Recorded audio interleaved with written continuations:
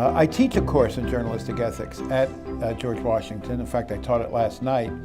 And I always have to assure audiences that journalistic ethics is not a contradiction in terms.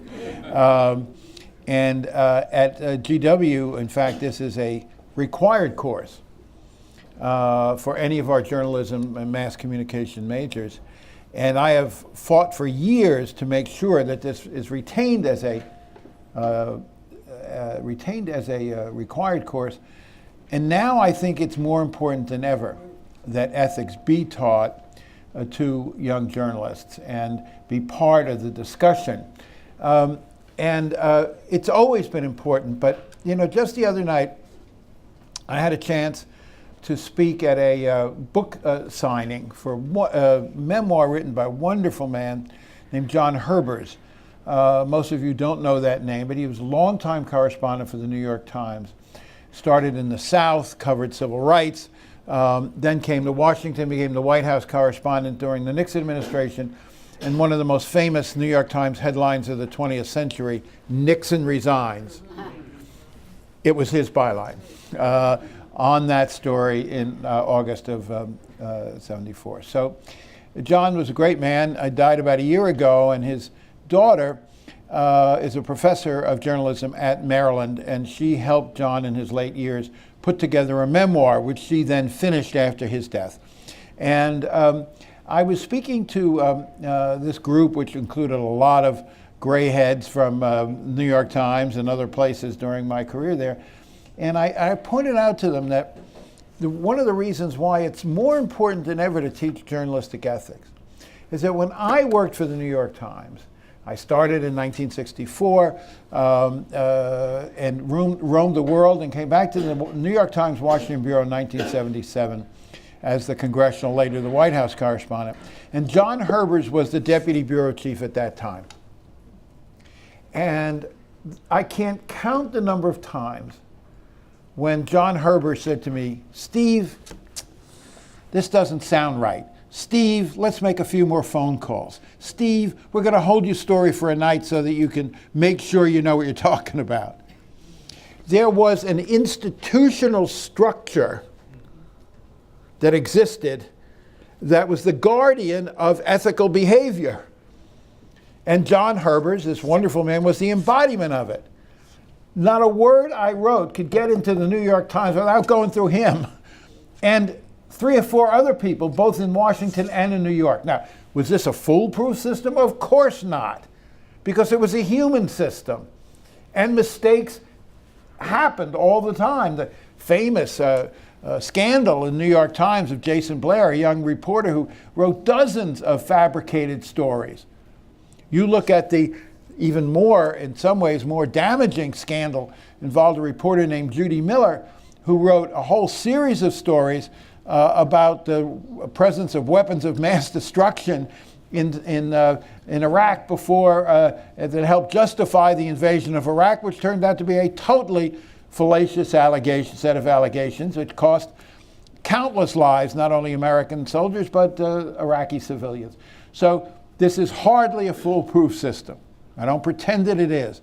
But it improved the odds that what you as consumers read in the New York Times, or frankly any other mainstream publication, heard on NPR, because that's a similar system, that there was a process, there was an ethical process embedded in the system that helped guarantee that you as consumers were reading and listening to a product that was based on ethical decision making. And for reporters like me, men like John Herbers, and a system like that existed at the New York Times was enormously valuable. And I remember when I started doing a lot of television in the 80s, and John Herbers' sort of cohort on the desk was a crusty old character named John Finney. And Finney came to me one day and said, "Look, Roberts, I wish you didn't do any television at all. But if you're going to do television, remember, I'm not there. I'm not there to protect you. I'm not there to filter you. I'm not there to screen these situations. There's nothing between you and the mic." And it was very good advice because it made me more aware of self-discipline. But in the end, anything that I wrote for the Times particularly was still filtered through the system. Now you fast forward to my students today. In many cases, there's no John Herbers there. There's no institutional structure enforcing ethical behavior. There is nothing between them and the button, particularly when they're tweeting and posting on social media. Now, if they are, let's say they work for a publication like Politico, which some of you know, which is a kind of still might be described as a startup. I've had a dozen students work for Politico over the last few years.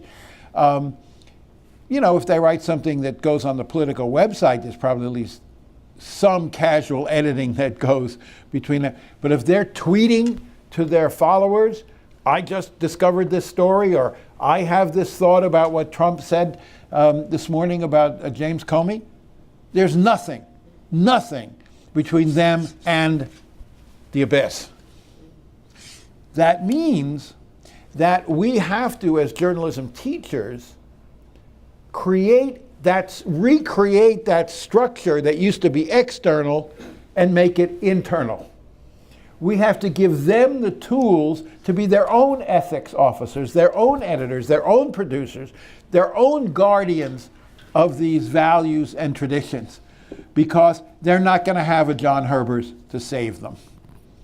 So the truth is that while people scoff at the notion of journalistic ethics, it's more important than ever, because these kids are at more risk than ever, because they don't have this backup, they don't have this security, they don't have this filters that protected me countless times from stupid mistakes. So when people say to me, "You really teach that stuff?" I said, "Damn right I teach this stuff, because it's more important than ever." Now, to talk about ethics in the age of Trump, this is not a political conversation, but inevitably,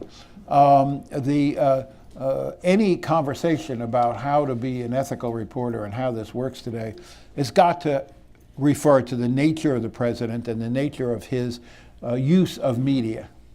So let me back up a little bit and give you a short 15-minute version of a 14-week course that I teach. Another course that I teach at GW is a course in the role of media in politics and policy. I've taught it for many, many years. It's also it's really a political science course more than anything, focused on the role of the media. And let me tell you about a moment that crystallized the new media universe for me, which we have to understand before we can understand some of the ethical problems that are presented by this new media. I was teaching this course in the fall of 2016, not long before the election. And Hillary Clinton had given an interview to a website in New York called Humans of New York. I don't know if any of you ever, you're probably a little old for this site, but all my students are fans of this website. And it's basically one guy in a laptop. But he has carved out a franchise for himself, doing very good interviews. He does photography along with it. And it's really just this one guy. So Mrs. Clinton, who often has been relatively coy and cagey about talking about herself and some of her own political issues, gave an unusually candid interview to this guy, in which she talked about how difficult it was for her as a woman to be upfront and open about a lot of her political views and her own personal experiences, because she always felt guarded. She always felt threatened in a way. And she told this story in this interview of when she was still an undergraduate at Wellesley. Happens to be the same college my wife Cokie went to. Hillary was just a couple of years younger. And going to Harvard, which is where I went, to take the LSAT test for admissions to law school. And she was sitting in this big room at Harvard, and she and one other woman from Wellesley were the only two women in the room. Huge test room. They were the only two women in the room. This was as the Vietnam War was accelerating. And she was bombarded with snide comments by these guys who kept saying, not only, what the hell are you doing here? You know, women can't be lawyers. But even more dastardly, if you do well and keep me out of law school, I'm going to get drafted and go to Vietnam. And so how the hell can you justify even being in this room? So she tells this story, which is a very poignant story, one that she doesn't tell very often, that to help explain why I'm really not as voluble, I'm not as personable as Barack Obama. I know that. I know that I'm not as good on media as a lot of other people. But here's one of the reasons, because of these kinds of experiences I had as a young woman. Important interview in understanding Clinton in a wider sphere. So it's posted by Humans of New York at about 3:10 in the afternoon. My class begins at 3:30. As I'm walking into class, every single one of my students' electronic devices are pinging and swishing and banging and clanging with incoming messages. And a high percentage of them were links to this interview. And it was astounding. I mean, it was like a swarm of locusts or crickets in the room with all of the noise from their devices, whatever particular sound they had programmed in to alert them that, you know, something was incoming. And this was all happening in real time. And so I summoned the class to attention a few minutes later, and I said, okay, what you're seeing here is the new media environment at work. Think about what's happening here. The first thing is that this important piece of content was not generated by the Wall Street Journal. It wasn't on NPR. It was basically citizen-generated, user-generated by this one guy with a laptop in New York. He had nothing to do with a major news organization, right? Nothing to do with it. But the nature of this universe is, in many ways, a very healthy development, is that someone like this could gain entry into the conversation, could be part of it. When I started at the New York Times, you know, there was no entry like that for someone like him. Either you got hired by a major news organization, and frankly, to be hired by a major news organization, in almost every case, you had to be like me, white, male, straight, and Ivy League educated, which is a pretty damn small slice of the universe and of the world. So here you have this wonderful new system where to gain access to the grid, to gain access to the conversation, to have your content pinging and banging to all my students, you just have to have a laptop and a good idea, right? Think of the democratization of the system. So on the front end of the source of content. Very important change, right? This was not NPR, this is one guy. Second, the way the information was being transmitted and delivered. It wasn't being delivered through traditional grids. It wasn't on NPR, it wasn't on NBC. It was delivered laptop to laptop, cell phone to cell phone, in this viral network of expanding contacts and communications. I don't know how many of these students of mine directly followed Humans of New York and therefore got the initial feed. But what you could see at work right there in front of us in this classroom was the viral nature of communications, because everyone in this new media universe is not just a recipient of information, she is also a potential broadcaster of information, because every one of those kids who got that pinging and banging could then send that piece of content onto their own viral networks in an ever-expanding universe of communication. Again, outside any established professional grid. All citizens, all amateurs who are not only recipients but transmitters of information. Again, it was right in front of us. The third element that receives less attention, but in some ways was just as important as the other two, is that when these kids got this piece of information and when they sent it on to their friends, that information came pre-certified. Because it wasn't coming ex cathedra from on high, some distant media empire.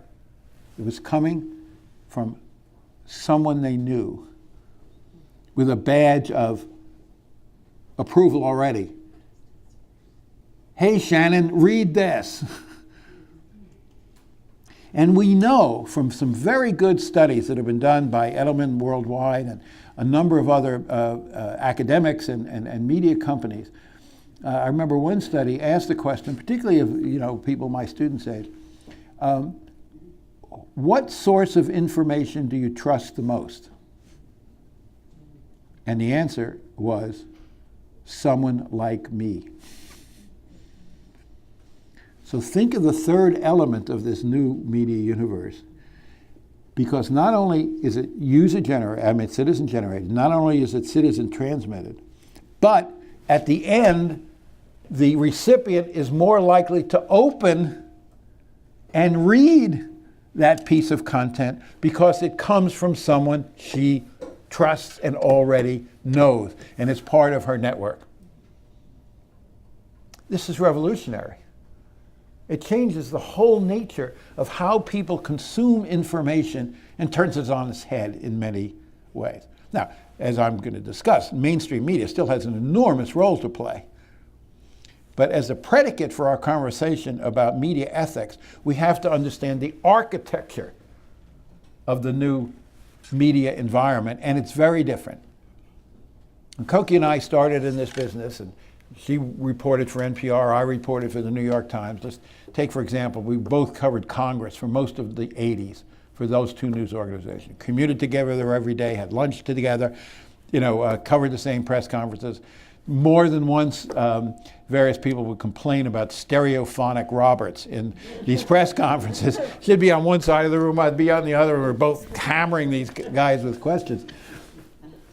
But the basic architecture of how we delivered information was a traditional vertical system. She broadcast, I wrote, and the people, this is not a phrase original with me, but I like it, the people formerly known as the audience passively received the information. In the new media universe, it's gone basically from a vertical system to a horizontal system, as I have just described in terms of this one piece of content. And so the way information is generated is different, the way it's transmitted is different, the way it's received is different. And in a very important development, I have come to believe, as I've studied this over the years, that technology can often affect psychology. So that when people are not just passive recipients of information, but potential relayers, broadcasters, whatever word you want to use, that also changes the way they think of themselves as participants in the political process. They go from passive to active. They go from being outsiders to insiders.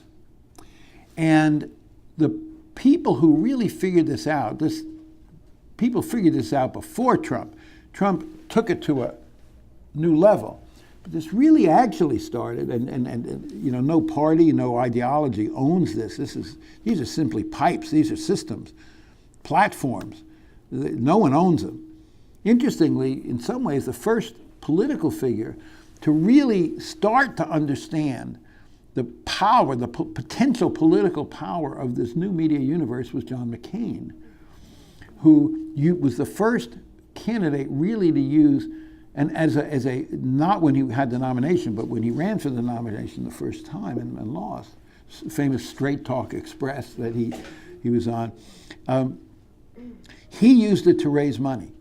He was really the first candidate in a major way to understand this reciprocal nature of this system, this ability of, if you could tap people's impulse to participate because of the technology, you could use this as a fundraising device. Think of the difference in the old days when you got a fundraising appeal right in the mail, and you had to cut out the coupon, and you had to find your pen and a checkbook, and then you had to put a stamp on the envelope, and then you had to go to now all you do is push a button. And every information system in the history of the world has defined a new element, a new dimension that made it revolutionary. You know, start with obviously the printing press, which for the first time information could be distributed in a mass basis as opposed to the property of elites who could afford handwritten documents and manuscripts.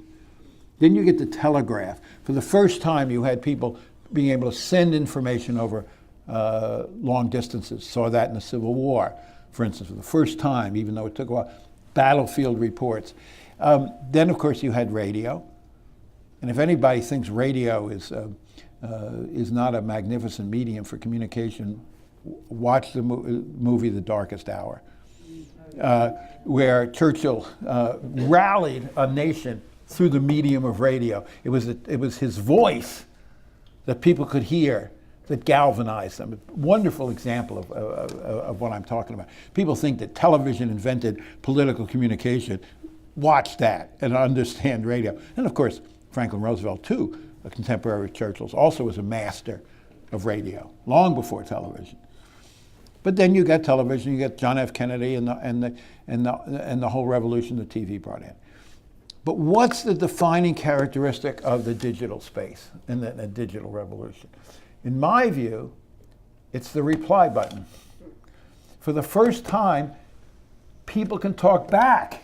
For the first time, they can share. For the first time, they can participate in the conversation and not be passive. The implications for politics are enormous, and for media ethics are enormous. And so you got McCain for the first time tapping this new medium to elicit contributions. Then you had Howard Dean as a candidate who never even got the nomination, but he was the first one to sense the possibility of the new media as an organizing tool. But his software, he really took off the shelf. He found something called Meetup, which was an early software package. It was basically designed to have people who had a common interest be able to talk to each other. Chihuahua owners, or hockey fans, or whatever it was. It really wasn't well suited to politics because all it really tried to do was connect people. It didn't understand, the software didn't understand the next step, which is to go from online communication to offline activity.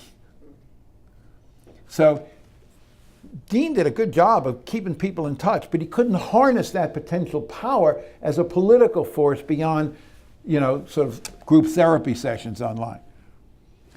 That's where Obama came in. The great secret that Obama contributed and discovered in American politics was the power to use this new system to organize. He figured out what Dean never figured out.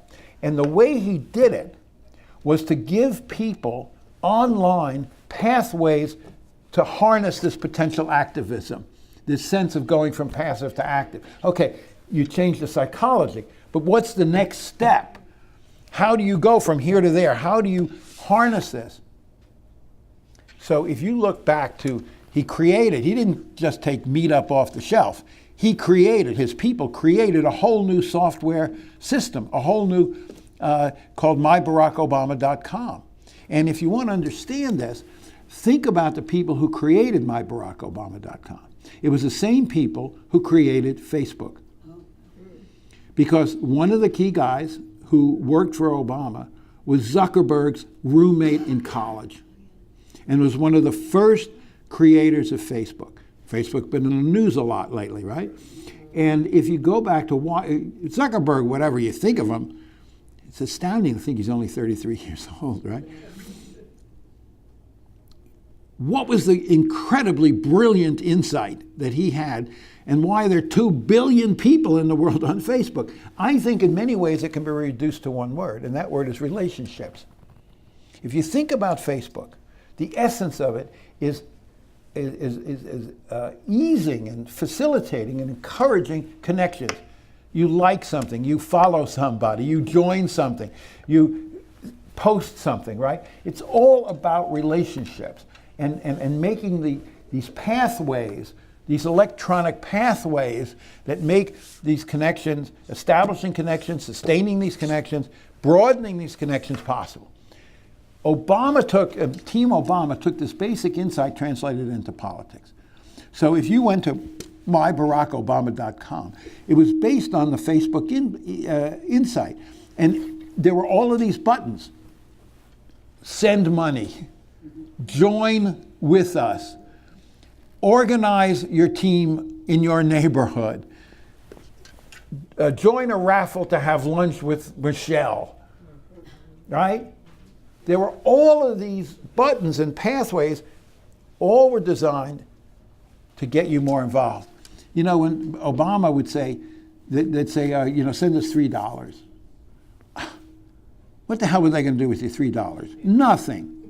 What they wanted you to do was press the button.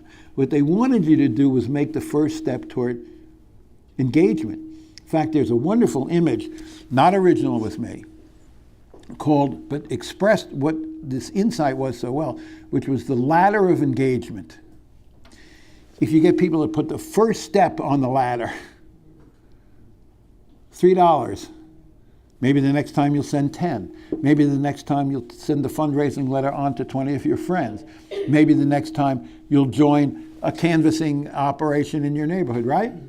And at each step of the ladder, you become more engaged. Now, at each step, people drop off, but the major folks continue to become involved. So I take some time to explain this because we can't understand media ethics in the world of Trump without understanding how media has changed its role in politics and the nature of politics in some basic ways.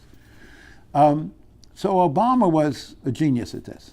And if you want to understand why this country elected a black man, a country that still, as we've discovered, been reminded, a country that's still soaked in a lot of racist impulses, which the current president has tapped into.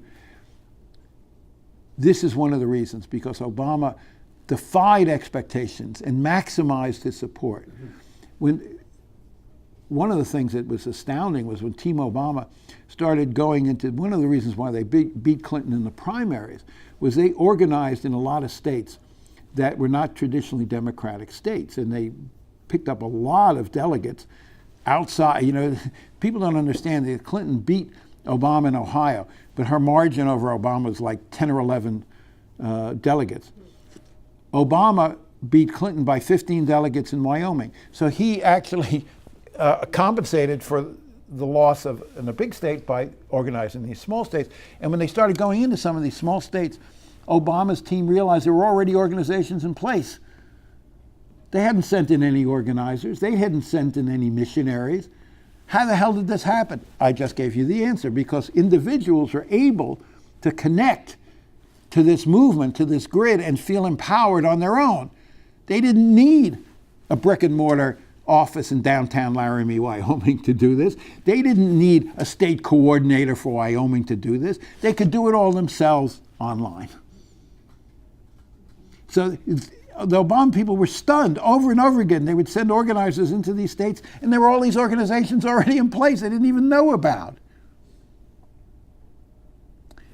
Plus, if you, not only in the first election, but in the second election, we know that Mitt Romney thought he was going to win. We know this because he was writing his acceptance speech on election night. It's also true that I have a former student who worked for the pollster, Romney's major pollster. She said, we told him 2 weeks before the election he was going to lose, but he absolutely refused to believe. And she said, it was absolutely true. On election night, we were sitting there, and until Ohio came in and showed that Obama had won re-election, everybody in the room refused to believe that this was happening. How did they defy all the traditional models? All the models showed that Obama was in trouble. The economy wasn't doing very well. There was a significant fall off in enthusiasm among his voters. The reason why the models didn't work is because they didn't take account of this new media universe. They didn't take account of the fact that Obama could maximize enthusiasm and turnout beyond the traditional models because he had these new tools that the historic models didn't account for. So you fast forward beyond Obama to Trump, and there are two ways in which Trump has altered the media environment and therefore has affected the way he's covered and has affected the ethical decisions that journalists make about him. The first is his mastery of television. Donald Trump might be an amateur president and an amateur politician. He's a professional TV performer. People have to remember that he was a TV star for years. Maybe not a big star for people in this room. You know, you were watching PBS, you know. Judy Woodruff was a big star to you. But for a lot of America, The Apprentice was appointment viewing. And he was, whatever else is true about Donald Trump, he was brilliant at it. He is an instinctive TV performer. Go back to something I said about how every medium, every platform of communication has its own distinctive characteristics. And TV, to be frank, and of course I've done a lot of TV and Koki's done even more, TV can be kind of a stupid medium. It only paints in bright colors. You can't do nuance on TV, let alone Twitter. I mean, you think Twitter is hard to use. TV is almost as hard. You can't put the federal budget on television, right? You can't put internal deliberations on Syria. We're going to bomb Syria. What's our strategy? What's the Russians going to do? What the Iranians are going to do? You've already lost a TV audience. What can you put on TV? Personalities. Outsized personalities. Why is every news show, the NBC Nightly News, with Lester Holt? Right? Because even news is selling personalities. Right? We know that. You know that. And so Trump, there are two things about television. One, it's outsized personalities, and the other is conflict. So Donald Trump, whose whole shtick was to magnify his personality.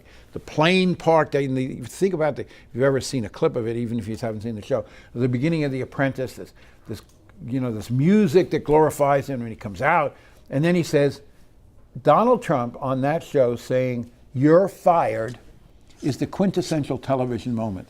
The outsized personality in conflict. So this is a man who really, really understood television. And he understood something else, which was the vulnerability of television networks from a financial point of view.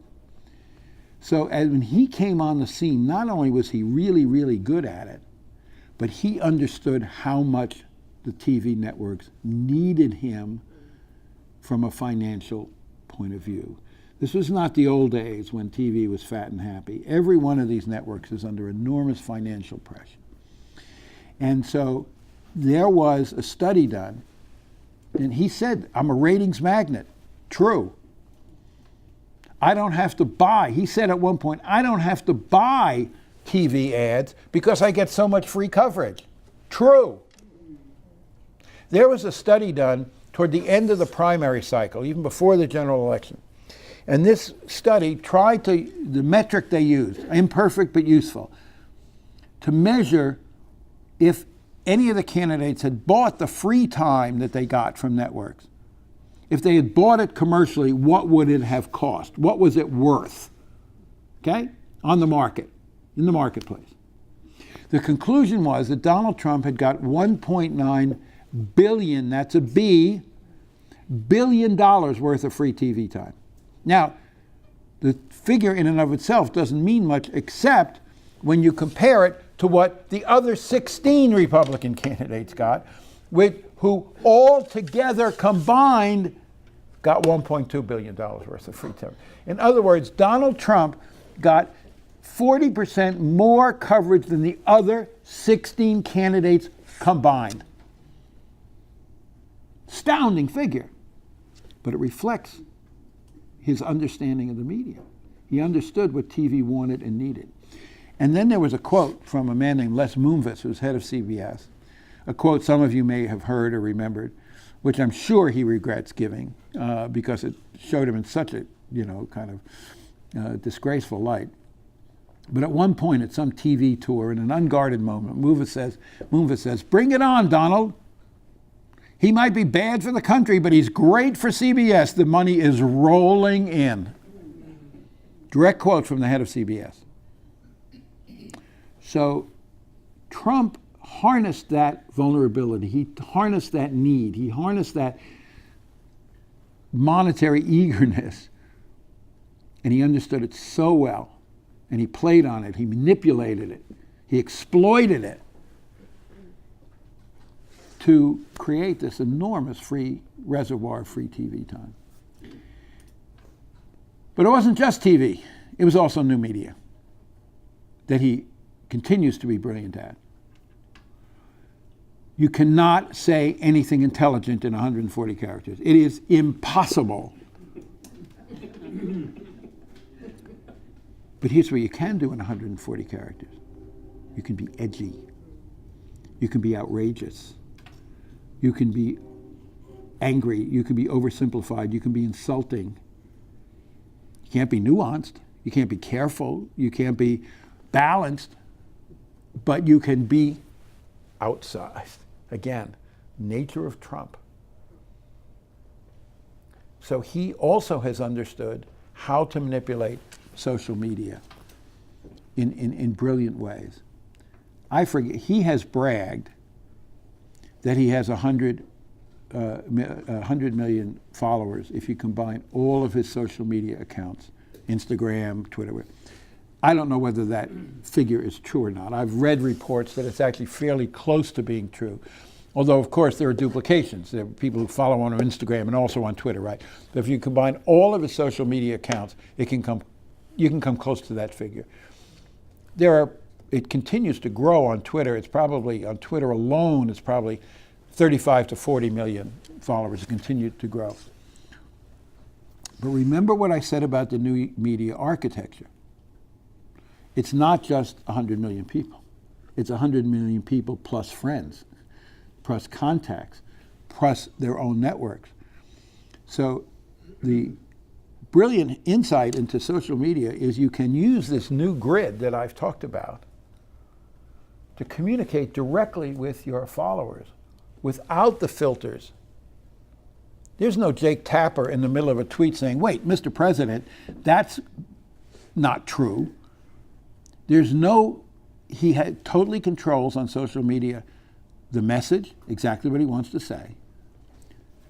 They're within the frame. Sure, CNN can then put that tweet up and Jake Tapper can then come up and say, okay, that's not true. But in the immediate frame, in the immediate communication, there's no intrusion, there's no filter, there's no scrutiny, there is no check and balance, there's no fact checking. It's all controlled completely by Trump. And he can control the timing of it. So how many mornings, it happened again this morning. How many times have you woken up when you turn on NPR, because PBS doesn't have a morning show, or you listen to CNN or whatever it is, and how many mornings does the ribbon underneath say Trump tweeted something and everybody is discussing what he tweeted? He is setting the agenda for the conversation, because not only does he control the content, he controls the timing. He doesn't have to wait for the 6 o'clock news, right? He doesn't have to wait for All Things Considered.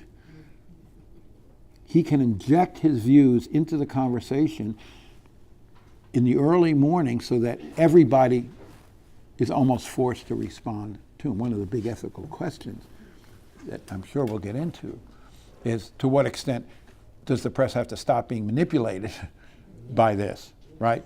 But again, I'm describing the situation as it exists. And as it exists, he is brilliant at timing his comments so that everybody responds. He sets the agenda day after day after day. And all you got to do is look at that ribbon, and we all know it. You know what I'm talking about, right? He did it again this morning by attacking Comey, right? Did it again this morning. So he has mastered television. He's mastered social media. Here's what you have to understand. Trump basically runs the TBN, the Trump Broadcasting Network. He has his own network. And in many ways, if you think about 100 million social media followers, in many ways it's much larger than any of the other broadcast networks. And it is a network that is unchecked, unfiltered, unscrutinized by any independent editors, reporters, producers, right? So that's the universe in which we now talk about media ethics. Because the quintessential moment that happened that set the tone for the mainstream media's approach to Trump and how they deal with him. As I said, during the primaries, they were pretty subservient and pretty vulnerable, and they allowed themselves to be exploited for a couple of reasons. It really wasn't just that they made money, although that was really important. The other factor is they didn't take Trump seriously. If you read Comey's new book, the excerpts that have just come out in the last few days, when he talks about his justification for not only having that press conference, of course, one of the oddities of this whole situation is all the Republicans are attacking Comey when it's the Democrats who think Comey gave the election to Trump, right? I mean, there's a dimension of craziness here. But he tries to defend and explain his two moments when, during the summer, he has this press conference saying that a moment that a lot of Republicans, Trump himself said this morning, that shows how incompetent he was, that shows how badly he handled the Hillary investigation. But he says, you know, I felt that we had to be transparent with the public about our negotiation, about our deliberations. But then he has this decision a couple of weeks before the election when he gets this new information that perhaps there was new emails to be, and he has this odd press conference where he says, we've kind of reopened the investigation. And he says in the book, we all assumed Hillary would win. And so my justification for doing this was, and this is the phrase he used, I'm just repeating what I read this morning. One of his justifications was, if it came out that we had reopened the investigation without admitting it, and then she gets elected, it would be a tainted presidency. That's the phrase he uses in the book.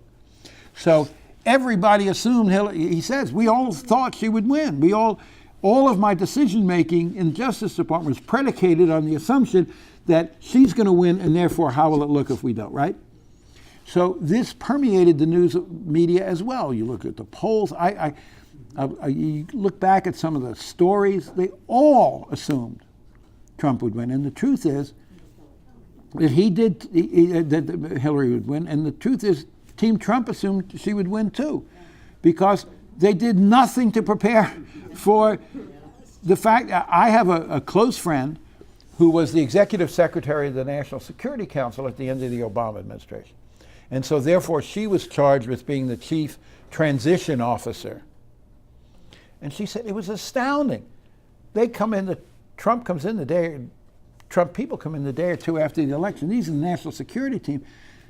They're bewildered. They had no idea that they were going to win, and it made no plans, either personnel or policy, for what they'd do if they actually won. So and the truth is, this was true in Clinton headquarters too. I have a former student who was a central player in the Clinton media operation in Brooklyn. And he said the stories are true, that people started popping champagne and celebrating in Brooklyn in the afternoon of Election Day. They were so completely convinced. Their data told them they were going to win. They were absolutely convinced. And they were totally astonished as we all went through this, as state after state, Florida, Ohio, suddenly you start adding it up and holy shit, right? So that's a political science term.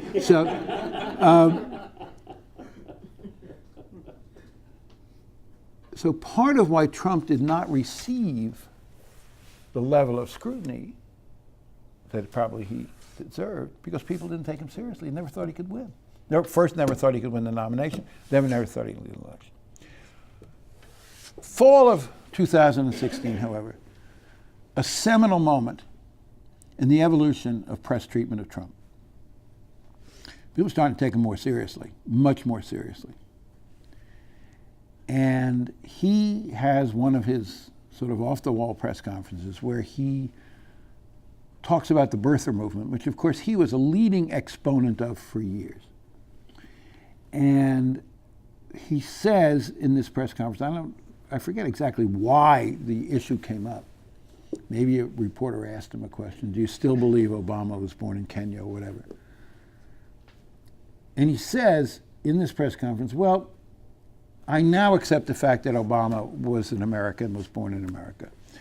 But, he says, the whole controversy over his origins actually was started not by me, but by Hillary Clinton to try to discredit Obama in the primary. The New York Times, the next morning, had a headline. Now, I worked for the New York Times for 25 years. I've read the New York Times for over 60. And there was a headline that morning in September of 2016 I had never seen before. And that headline said, Trump lies about the birther movement. The word lie was in the headline. That was a critical moment that defined a new attitude on the part of the media towards Trump. Dean Baquet, the editor of the New York Times, was interviewed on PBS and other places and was asked, is this a change in policy? And he said, yes. That Trump, in his view, had changed the rules. And therefore, it was justified for us to change the way we dealt with him, and we would not be serving our stakeholders in our audience unless we said bluntly that he was lying about this issue. Now, as many of you know, there continues to be a significant disagreement in media circles about the use of the word lie.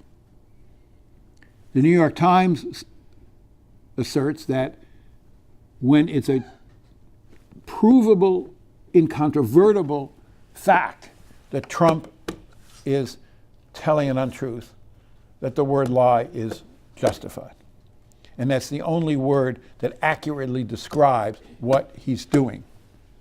Other news organizations, NPR, to take an example, will refrain from using the word lie. Their argument is that lie implies intent, not just that you make a mistake, not just that you misspeak, but that you knowingly propound a falsehood. And that we can't see inside Trump's head, and therefore we can't be totally confident that he's lying. So we'll say it's a falsehood, we'll say it's inaccurate, but we won't use the word lie. Either way, using the word or not, it was a critical moment. Why do I say that? Because from a journalistic ethics point of view, in the age of Trump, which is the title of our session this morning, news organizations have changed their attitude toward the president in ways that they never have covered previous presidents, with perhaps the possible exception of Nixon during Watergate. But a lot has changed since Nixon and Watergate. And if you want to understand how and why news organizations justify this newly aggressive, assertive role, which is a question of ethics, it's a profound question of ethics. You have to understand all the things I've been talking about for the last hour and a quarter, because it's in a context of Trump's use and misuse of other media that helped lead the Times, because the decision to make to take this much more aggressive posture and use this more blunt language is a result, I think, of at least three developments. One I've already described, the TBN, the fact that Trump has unlimited and unchecked access directly outside the filters of the traditional journalistic scrutiny. So he has far more power to broadcast his untruth and have them directly assimilated into the conversation because of the TBN. Second, he lies more than anybody else. If you look at independent fact checkers who did pretty careful studies of this during the campaign, PolitiFact, which is a high quality operation, very independent, did a study of taking certain number of Trump statements, a certain number of Clinton statements during the campaign, applying the same metric of veracity, the same standard to both. Their determination was that Trump lied or propounded falsehoods, fabricated 53% of the time, and Clinton did it 13% of the time. This poses a tremendous problem for traditional newspaper ethics, for traditional media ethics, because traditionally, some people have called this false equivalency, but traditionally there's been an impulse to say, okay, he lies and she lies. But when faced with the fact that he is lying 4 times more often than she is, how can you be even-handed? How can you say they're both liars? That's misinforming your public. So it helps lead to this decision. We have to be more aggressive. We have to be more critical. We have to be more confrontational, because we're dealing with a situation where he has changed the ground rules by fabricating so much more often than his. He has changed the ground rules by fabricating so much more often. And the third factor that helped convince the New York Times and so many others to be more aggressive is that he never apologizes. And he never corrects. So that all of this fact checking, let's take one example, okay? Election fraud. He has said countless times, said it again just a few days ago, I would have won the popular election except for millions of people who voted fraudulently in California and other places. There is no evidence whatsoever to back up this allegation. None. The best academic study, the most dispassionate, thorough academic study done by a guy named Professor Levitt, a law professor in California, looked at millions of votes cast in the last 20 years and found 31 cases of possible fraud, which amounts to 0.00001% of the total votes cast. And yet, he continues to repeat this totally fallacious fabrication. Now, if you are the mainstream media, how do you deal with that? How do you convey to your stakeholders and your customers the depth of this falsity, which is not an honest mistake? It's a deliberate, conscious attempt to mislead and misinform people. So that has caused this critical change in the mindset of mainstream news organizations. You will see headlines today, if you go back a year or two ago, let alone 10 years ago, that you've never seen before, where journalists our media outlets are saying,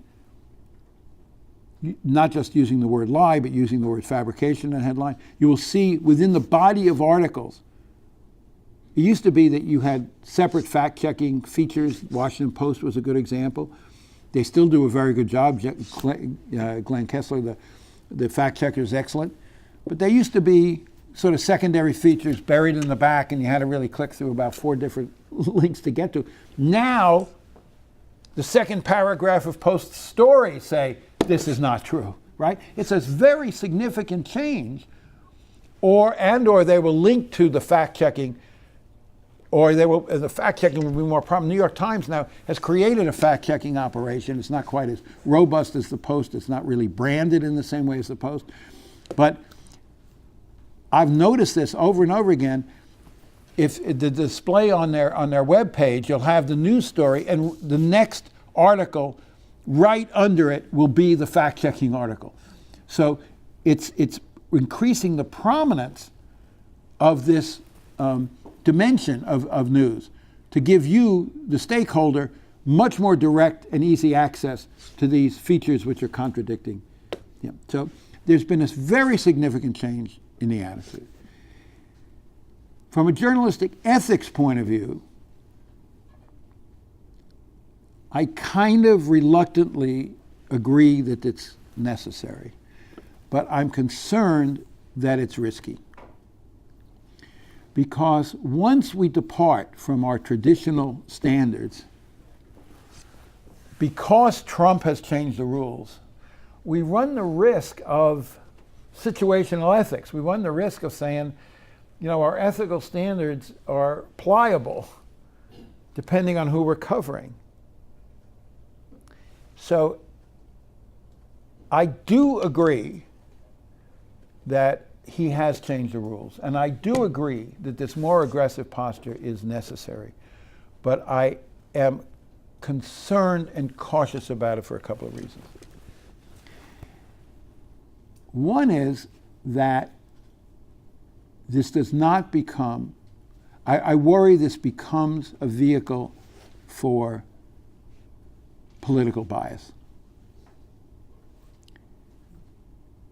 This is an ancient conversation, an ancient debate in journalism. Is objectivity really possible? By the way, I don't like the word objectivity.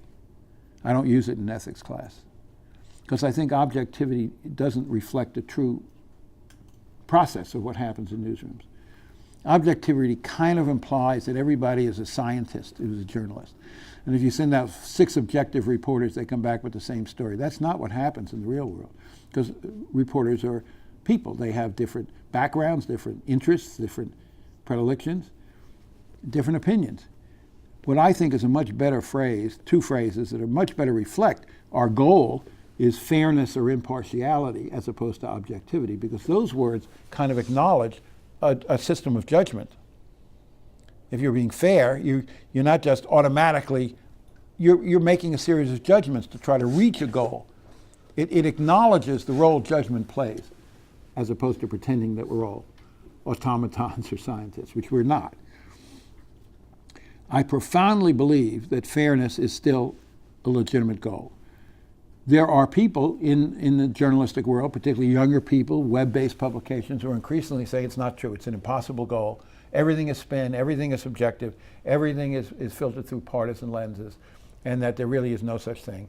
And that news organizations should openly admit what their partisanship is, openly admit what their biases are, openly admit who you vote for, and that's the fairest and most transparent way to deal with the public. Because interestingly, one of the most basic of journalistic ethical precepts is transparency. But in some ways, we say in this area, we're not going to be transparent. I cover Congress. I'm not going to tell you who I vote for because you want to preserve that reputation of credibility. There's a big debate going on. But I'm much more on the traditional side. I do believe fairness is a totally achievable goal. There's a big debate about sort of how you do that. There's one of the formulas that really makes sense to me was formulated by a writer named Michael Kinsley, been around a long time, editor of Slate, done many other things over the years. And Michael has a trope which he has written about many times, and he says, all journalists have opinions.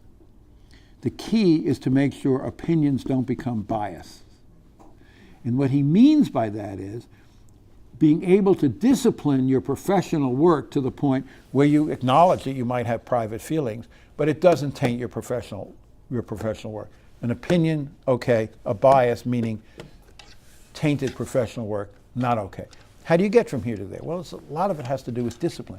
A lot of it has to do, as I was saying earlier, about training young journalists to have an internalized code of ethics and an internalized sense of discipline and an internalized ability to put their professional values first ahead of whatever personal feelings they might have.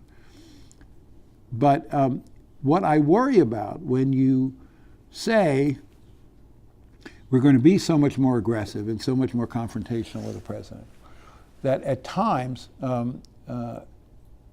people will go over the line. And it's happened. I think I remember in talking to you, I know a lot of you are the same folks who heard an earlier talk of mine, but one of the moments, I will repeat this just for emphasis, one of the moments when I really cringed about this was the first day of the Trump administration, and there was a moment in the Oval Office where reporters were allowed in. And there was a young reporter from Time magazine named Zeke Miller, was part of the pool, who was ushered into the Oval Office. It was well known that Barack Obama had a bust of Martin Luther King displayed in a very prominent place during his presidency. This young reporter looks around, doesn't see the bust, and tweets that the bust has been removed. The bust had not been removed. The bust had been moved to another place. It was hidden by a curtain or a Secret Service agent. But this guy was so quick to broadcast this information. And there were many factors. But I fear that one of the factors was wanting to embarrass Trump. This was a highly incendiary piece of information, given the whole history of Trump and his attitude toward racial minorities. If, in fact, he had removed the bust of Martin Luther King, that was a legitimate story and an important one. But this young man jumped to a conclusion. 45 minutes later, when he finally reached someone in the White House to run his story by them, they said, no, it's still there, here it is, it's just been moved. He made a profound mistake by jumping the gun and not following journalistic ethics, by making sure he knew what he was talking about. And I fear that temptation in this universe, that people have somehow be aggressive in checking and holding Trump to account, absolutely, but do it with the strongest possible ethical foundation. Because if you compromise your own ethics in doing this, then you open yourself up to the whole Trumpian fake news, they're all liars, you can't trust them. We undermine our own credibility if we don't keep rigidly committed to our own ethical standards, even as we take a more confrontational posture toward the administration. That was the quintessential moment, and there have been others. Brian Ross, ABC, highly lauded and respected investigative reporter. He gets a report. There was about to be released a report talking about, I forget who was releasing the report, but the report was about to be released on the question of whether Trump had ordered Michael Flynn, who was briefly his national security advisor, to consult with the Russians. Again, a critical piece of information in the larger issue of, was there collusion between the Trump campaign and Russia? Ross goes on the air minutes before the document is released to say, ABC exclusive, this document says that Trump directed Flynn to make these contacts before the election. Now, that would have been a felony. There's something called the Logan Act, not adjudicated very often, not enforced very often, but it very clearly says that private citizens are prohibited from representing the United States to foreign governments. Not only that, but it would clearly have given the lie to Trump's repeated insistence that there was no connection, no collusion, no communication between his campaign and the Russians. And Ross, on the basis of one source, races on the air to say that Flynn had been directed during the campaign. That's not what the document said. The document said it happened after the election, during the transition. Pretty critical difference of one key fact. Again, that's the risk, the ethical risk of this new environment. Rushing to find, in this more aggressive, more confrontational posture, rushing to find evidence to contradict Trump. Lord knows, every day there are plenty of examples of legitimate confrontation, legitimate fact-checking, legitimate accountability. Journalism, as a phrase I like, the journalism of verification. But these are the risks. These are two examples, and there are others. So I'm a little uneasy. I see the reason for it. I basically support it. But I think it's more important than ever if you we justify this new relationship, this more aggressively, I won't say hostile because that's a loaded word, a new determination to hold this president accountable to these standards of veracity. It's got to be done so carefully, and it's got to be done so selectively that you're 100%, 110% sure of what you're doing. And part of what increases the risk here, the Ross case was a very good example, because there are relatively few sources within an administration like this, which is, I mean, you saw what the president did today, you know, when he attacked Comey. What were the two words he used about Comey to try to discredit him? Leaker and liar, right? So there is a ferocious counterattack on the part of the administration to try to shut down these sources, these anonymous sources.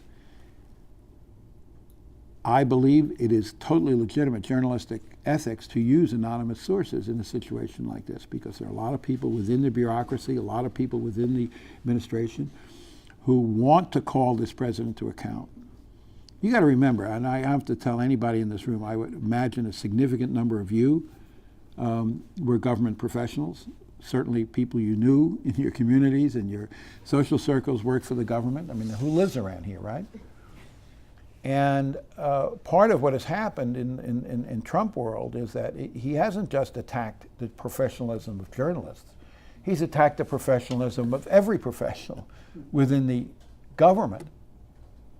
FBI, CIA, climate scientists, economists. Every economist in the history of the world said tax cuts don't pay for themselves, and he proudly announced that his tax cuts were going to pay for themselves at the cost of $1 trillion debt. So there is a much wider concerted attack on professionalism, and particularly professionals who share a common belief that we professionals can describe a world in independent, impartial ways. We can describe it, we can measure it, we can study it, and we can come to an impartial, independent conclusion about facts.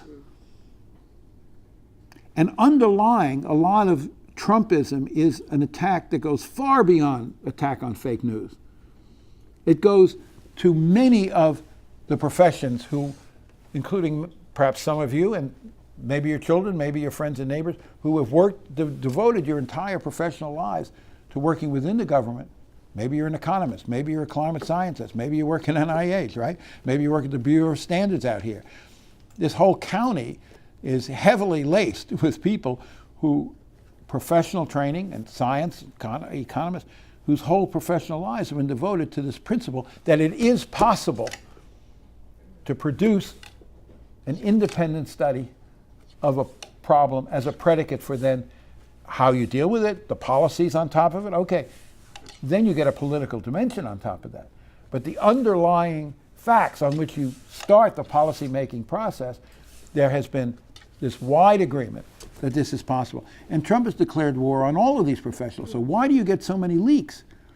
Because there are so many people who are so profoundly offended, not just by Trump as a person, but by this larger challenge to the very essence of their professional identity and their professional lives. I gotta say, I share it. I spent more than 50 years as a journalist and a college teacher, all devoted to this notion that it is not only possible, but necessary that professionals describe the world in impartial, independent terms. So, because then voters have a basis for making a reasonable decision. Decision makers have a basis for making a reasonable policy decision. So one of the reasons why you have so many leakers and you have so many unsourced stories is because there are so many people in the administration who are so profoundly offended by this president.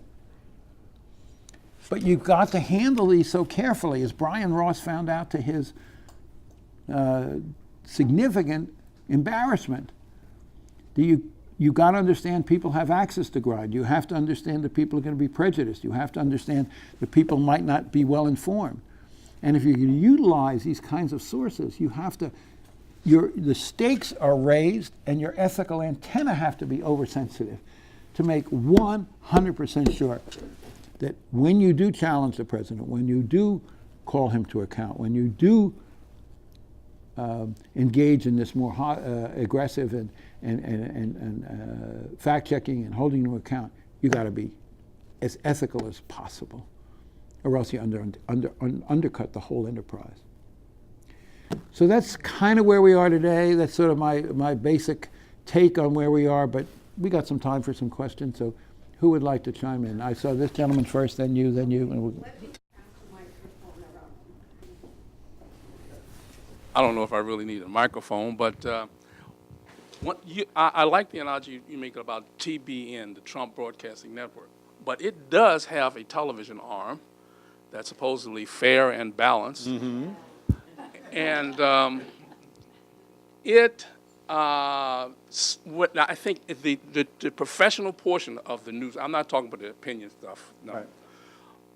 They just simply help the president by selectively emphasizing what they want to have at front and center on their headline segments of the news. So, but how do you evaluate having a broadcast network that is almost rogue from the standard positions of the media, and it's almost at odds with the rest of the professional media? Well, I'm glad you brought up NPR.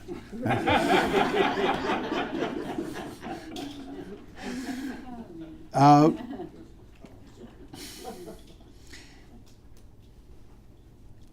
couple of things. First of all, Fox News is an odd hybrid.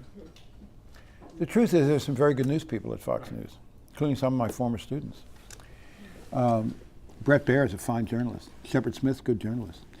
The news portion of Fox News does, with some difficulties, struggle to be professional.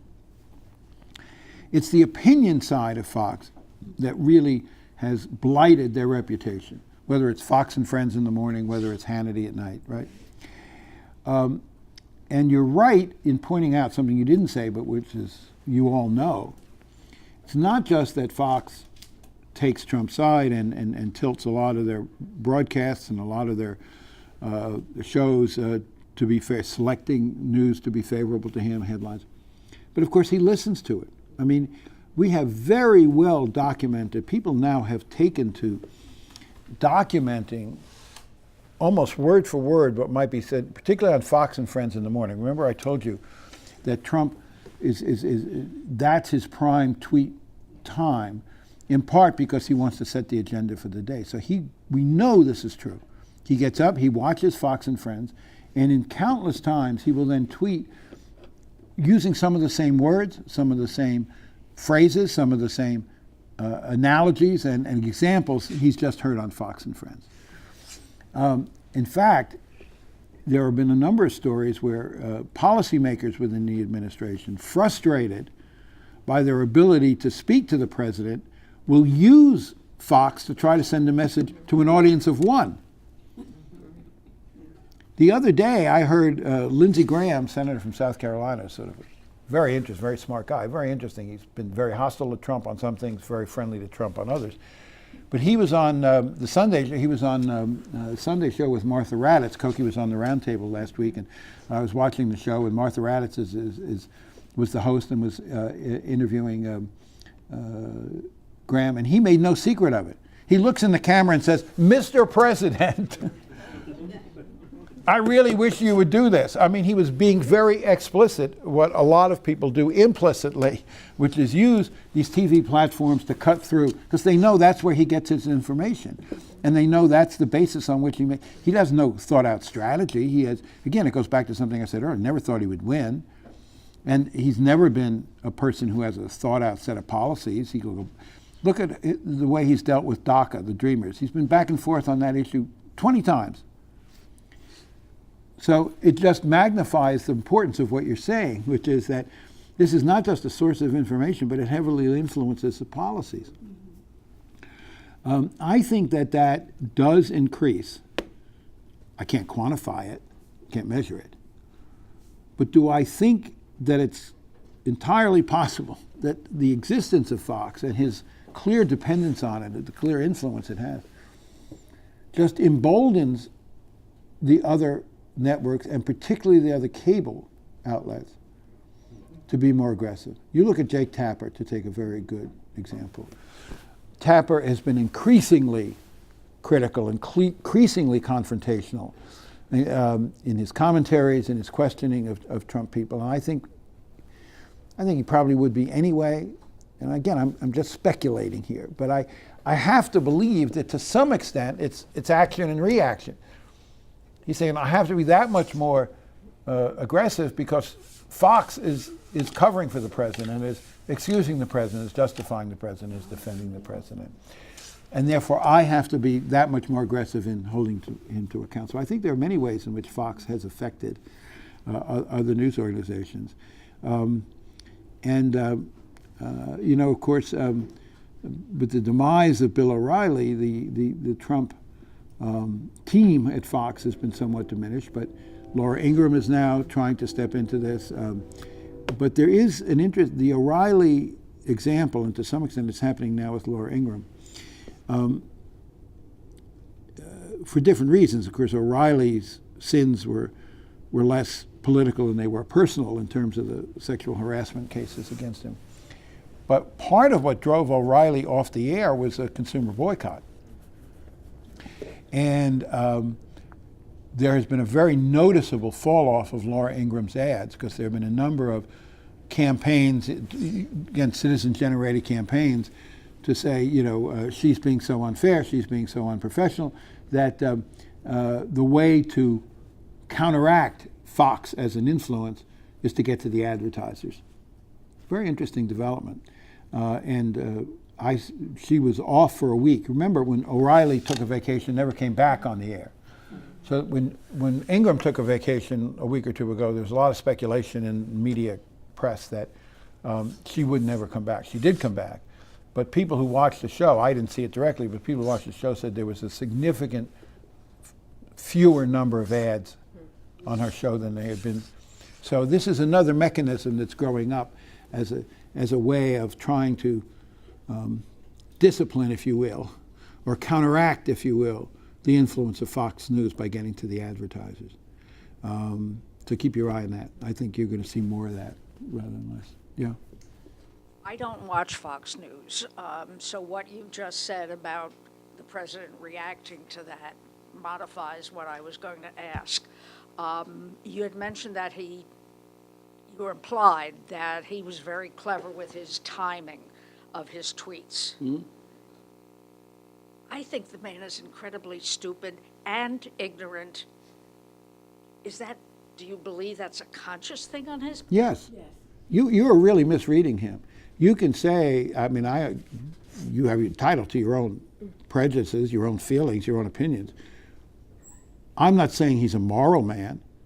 I'm not saying he's a good man. I'm saying he's a very, very clever man in his understanding of TV. And look, he is president. He figured something out. You and others can sit there and say he's a megalomaniac, he's stupid, but he figured something else that you didn't. You meaning his critics. So I'm here to analyze. I'm not here as an advocate. And my role is to help you understand the situation and what's going on. And you are reflecting, frankly, you used the word, so I'm going to respond to it. You are reflecting exactly what happened during the campaign where people underestimated him. And that attitude that he's just an ignoramus and he doesn't know what the hell he's doing and he's just some, half-assed TV star who shouldn't even be in politics, that is one of the reasons why he won. Because a lot of people underestimated him, a lot of people failed to understand how he was connecting with voters. And I include myself in that, by the way. I'm not excusing him. I'm not saying I understood it and other people didn't. I'm saying I'm part of the group that failed to understand it. So we can all have our feelings, take an issue like immigration. There's no doubt that he was extremely clever at tapping anti-immigration feeling. I suspect most, if not all of us in this room, would conclude that his anti-immigrant feelings are profoundly immoral. And not only that, economically counterproductive. Because Fred Hyatt of the Washington Post did a wonderful column, which I stole from, in a column I wrote, in which he says, the people who most depend on immigrants in this country are Trump voters. Aging white men who are depending on Social Security and other government programs, and who the hell is going to pay the bill for them as the population ages? The answer is hardworking, tax-paying immigrants. And all you have to do is look at, Fred said, Japan, to see what happens to a society that does not have these infusions of young immigrants. It becomes terribly top-heavy with retired workers who are spending all of this public money without putting any into it. So we can all agree that that is an immoral and economically self-defeating policy. But from a political point of view, in terms of energizing a core base of supporters, it was very clever.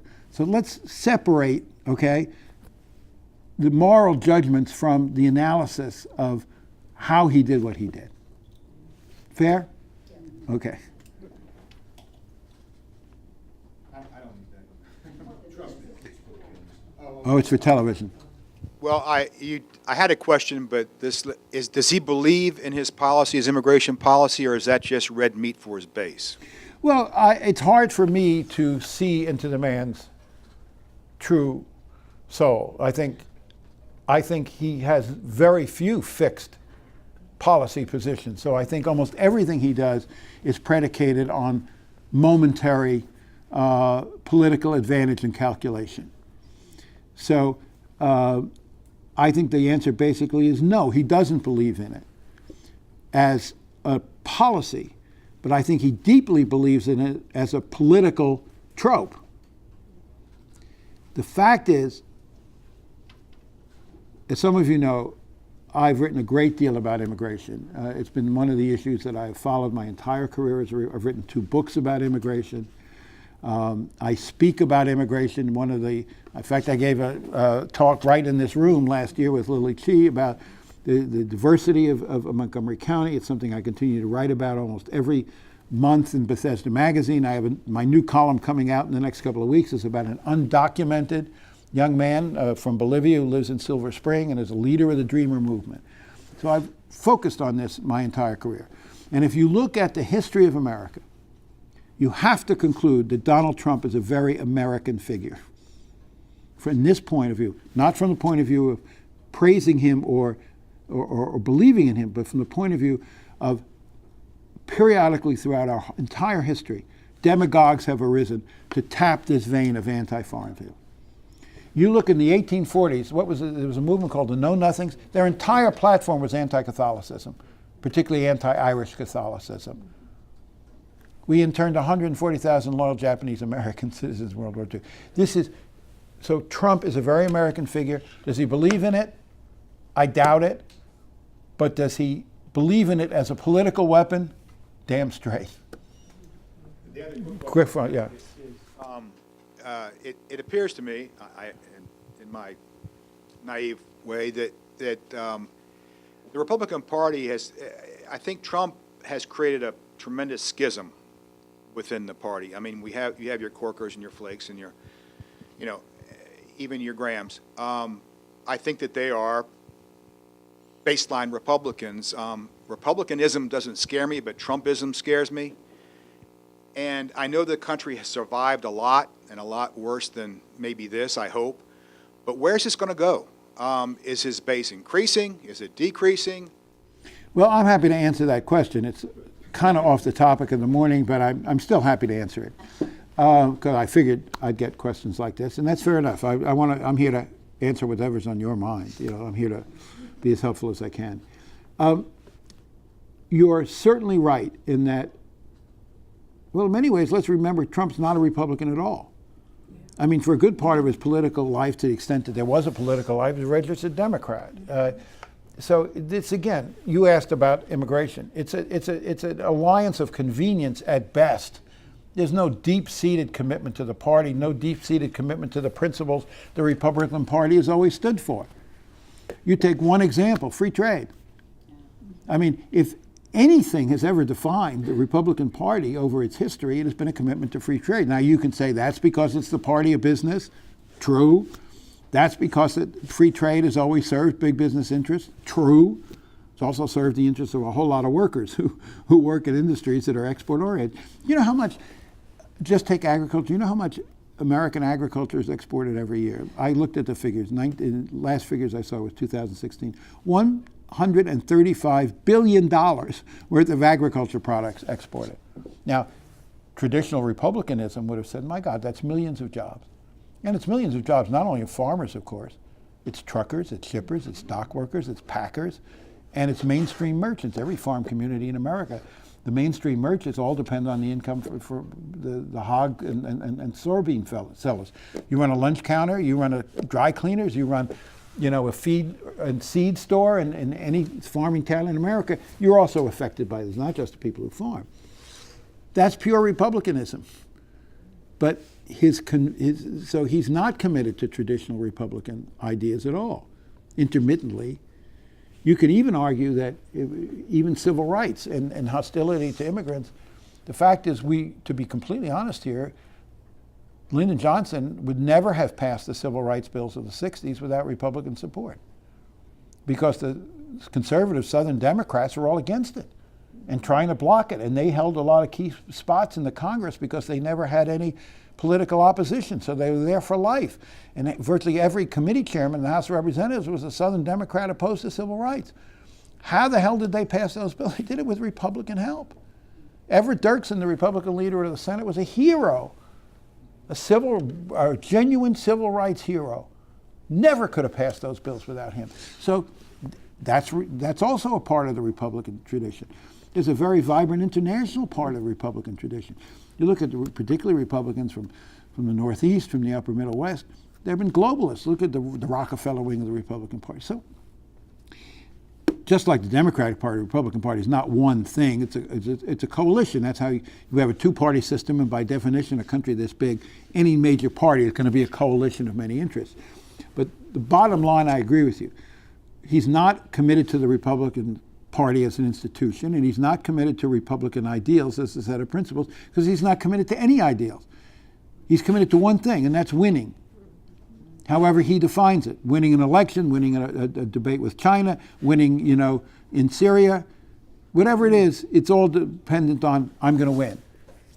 So there are elements of the Republican Party that are profoundly offended by this. They tended to be people who don't have to run for election. Yeah, right. So the commentariat, the New York Times got a big problem because they keep hiring these conservative columnists, all of whom hate Trump. It's the same with the Post. You read Michael Gerson in the Post, there's no more. He's supposed to be a conservative columnist. He gets more and more deranged about Trump every week. You look at this new guy that the New York Times has hired, Bret Stephens, can train himself with this. Why? Because these are not just Republicans, they're conservatives. Because they tend to overlap as ideas, but they're not entirely. And in some ways, the people who are most offended by Trump are true conservatives. Because that's the last thing he is as a conservative. He's a radical. Conservatives believe, the true conservatives believe in a much more measured, steady commitment to a long-range set of principles and ideals, and that's the source of our security, that's the source of our freedoms, that you don't radically lurch and shift with the winds, but you stay steady. Now, a couple of policies overlap, like tax cuts. You could say, all right, that's a conservative economic idea, although there are plenty of conservatives who look at the economics of the tax cuts and say this isn't conservative at all because it's going to add $1 trillion to the deficit, and conservatives are historically committed to a much more responsible view of the deficit, right? But so the commentators who are true Republicans and true conservatives hate this guy. And they always have, by the way. They've been the core of the never Trumpers from the beginning. The people who have to run for election, you get kind of three versions of this. You get the people who have decided, you know, Trump's our guy, and particularly if they represent states and districts that have been strongly for Trump, they don't want to risk a primary challenge from the right, and they're just jumped on board. You look at a guy like Heller of Nevada, Senator Heller of Nevada, who has just decided he's going to be, you know, side with Trump, and he's in a tough re-election, and he can't win unless he energizes the Trump base. You get some people like that. You get people who, like Paul Ryan, who has just announced he's leaving as Speaker. If you look issue by issue, with the exception of tax cuts, Ryan doesn't agree with Trump on anything. I mean, Ryan's disciple was Jack Kemp, man I deeply revered, knew very well, lived right out here in Montgomery County, by the way. Most Republicans live in Virginia. He actually chose to live in Montgomery County, as his family still does. You know, Jack was the opposite of Trump. Jack was this ebullient, optimistic, hopeful person, and Ryan was his disciple. You know, but Ryan made a deal with the devil. You know, in the end, you say, why didn't Ryan shrink from Trump? Why didn't he criticize Trump? You know in his heart he despises him. You know it. Well, but he's a politician. Not only did he have to, he wasn't really threatened in terms of election, but his agenda, you got a Republican House, Republican Senate, Republican President. That doesn't happen very often. So someone like Paul Ryan says, you know, he might be a turtle jerk, but he's our jerk. He's the one who's going to sign legislation. We are better off trying to work with him, and we're going to get a higher percentage of the legislation we care about and we favor if we stay with him.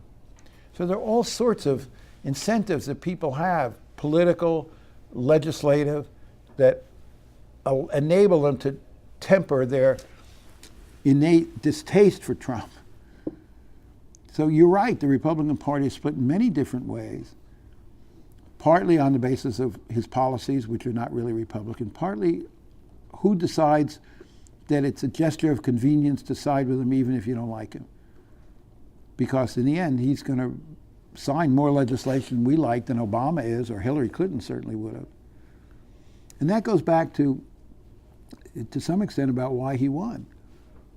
You know, I mean, there's an interesting, it's common to say, and I agree with this, that Trump defied history and that he upended a lot of political assumptions, which is true. I thought in the beginning that Trump would be, you know, that he was Herman Cain.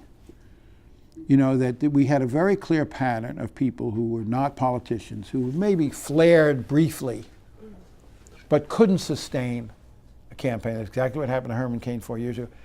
And in fact, in 2 of the 3 cases,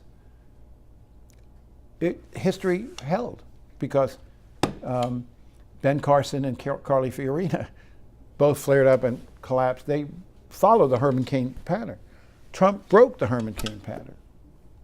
But in the single most important historical trend, history held, which is the almost impossible task Hillary Clinton faced, which was winning a third term as for a Democratic president.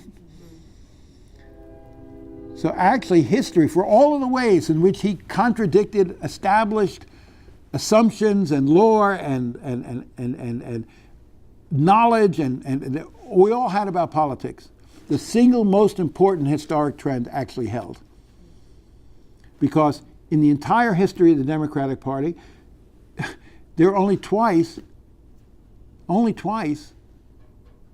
did the Democratic Party hold the White House more than 8 years.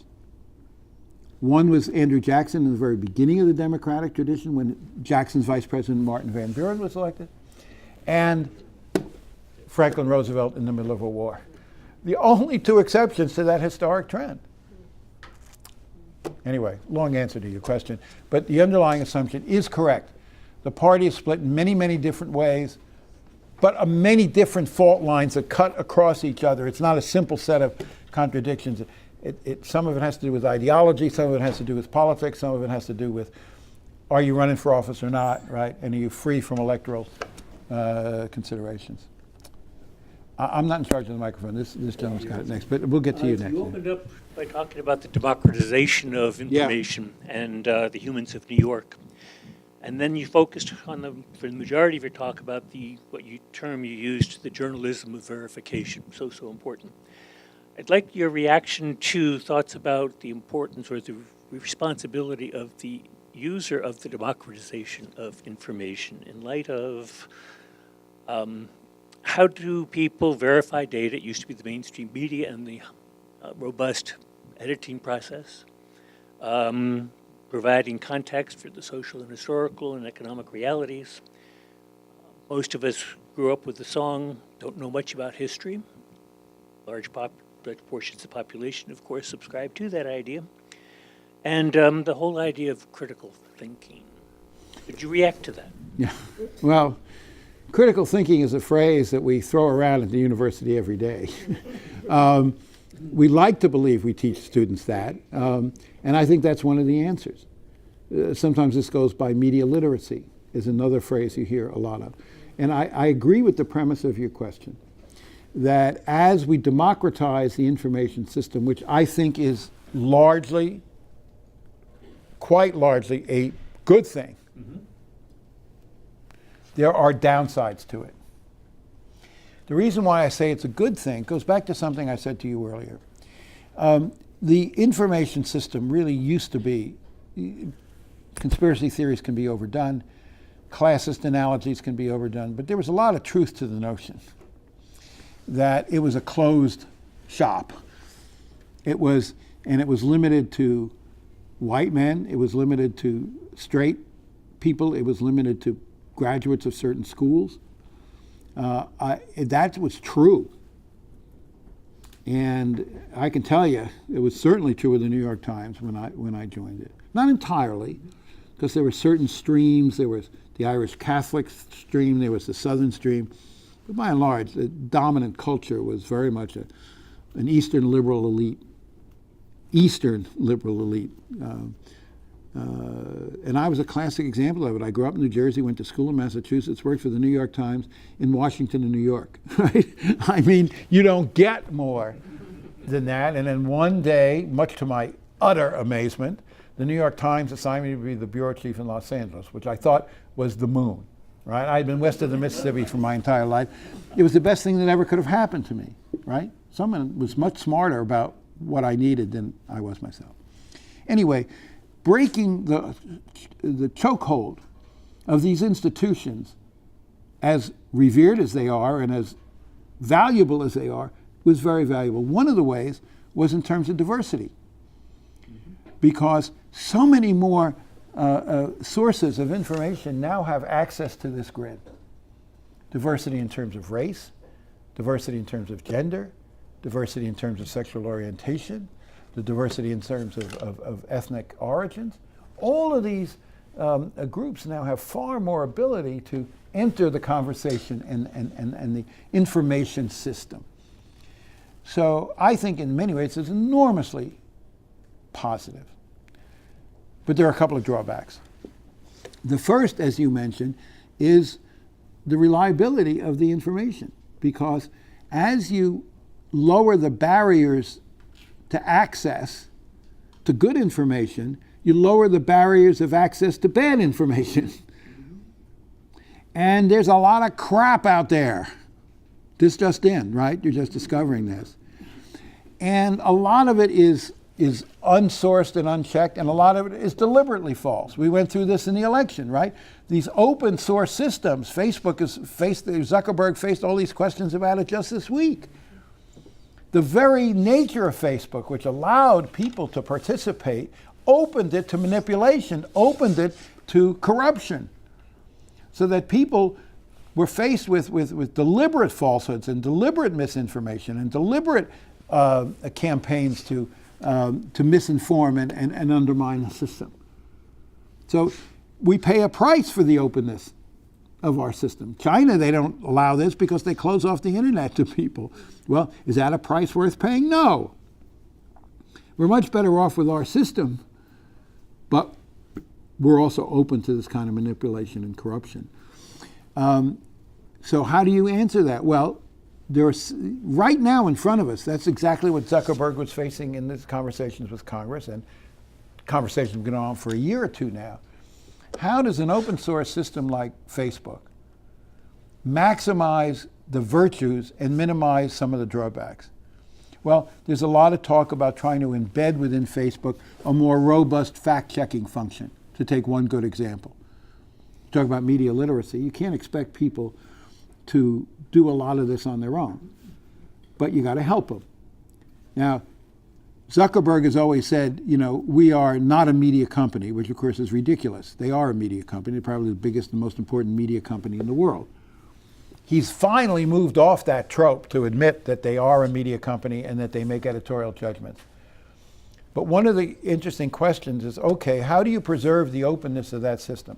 Because he says, and I kind of agree with him on this, he doesn't want to be a censor, because down that road is a whole other set of risks, right?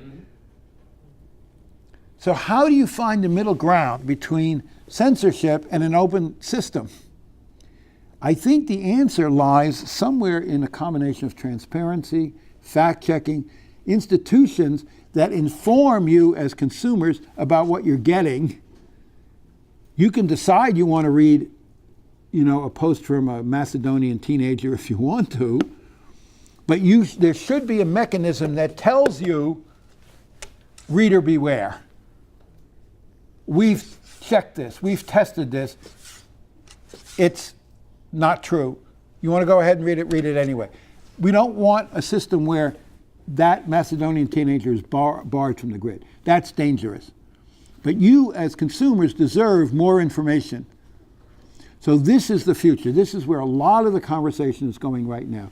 How do you square the values with a more robust system? Facebook has partnered with a number of these fact-checking organizations to try to provide more warnings.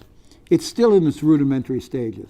A lot of this is going to have to depend, because it's one thing if you say, okay, we're going to have the Washington Post or any mainstream NPR is going to have the comments that are made. We're going to have a system of checking. Compare that to the amount of information, the amount of posts that come through Facebook every day. You can't possibly begin to vet and screen even a fraction of what comes through Facebook. So you got to depend on users to flag possible violations. Then you take whatever user flags goes on to the professional fact-checking operations, which then have the power to post warning signs and flags of different kinds. That's where we're going. And I think that's it's become a much more important and urgent problem for exactly what you're talking about, that the last campaign uncovered the flaws in this system, the vulnerabilities in this system. So we can talk about educating individual consumers, which is certainly good. High schools should be doing media literacy courses. There's a lot going on in this county. Independent people talking about media literacy, trying to embed courses in high schools, all of which I think is a good thing. But I think the more immediate and the more promising, they're not mutually exclusive, but I really think there's a lot more that the platforms like Facebook and others can do to provide you with the information so that you can make more informed choices about what you trust. The second thing that the significant vulnerability of this system is what's sometimes called filter bubbles or silos, which is your ability to filter out opinions you disagree with. You know, the great irony of this system, this open source system, right? This can give you, I've got the map of Gettysburg on my phone. You can use this to open the world. You want to read Le Monde in the French? You don't have to go down to the bookstore at Harvard Yard and wait for the 3-week-old Le Monde, right? You can get it instantaneously on your phone. This is unparalleled access to unlimited information. But we all know that you can program these devices to restrict your world at the same time you can use it to widen your world. You can just program it to get certain things. You can, if you're a liberal, you can just listen to E.J. Dionne and Harold Meyerson used to write for the Post. You're conservative, you can just read Gerson and Krauthammer, who of course is very sick and has not been writing lately. But this is one of the geniuses of a newspaper.